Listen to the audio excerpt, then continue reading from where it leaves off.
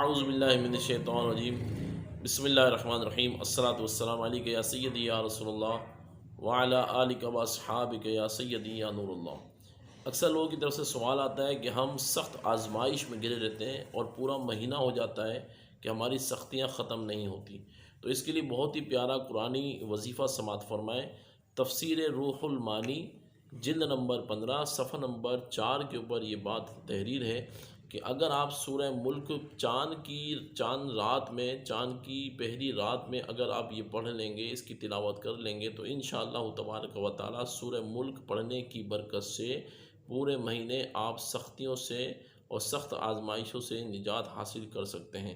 اگر اس طرح کے معاملات کسی کے ساتھ بھی ہوں تو جیسی چاند نکلے تو مغرب کی نماز سے لے کے فجر کی نماز کا وقت شروع ہونے سے پہلے چاند رات ہوتی ہے، چاند رات میں سورہ ملک کا ختم کریں، اللہ رب العالمین کی بارگاہ میں دل سوزی سے دعا کریں، کلام اللہ کی برکت سے انشاءاللہ سورہ ملک کی برکت سے اللہ رب العالمین آپ کو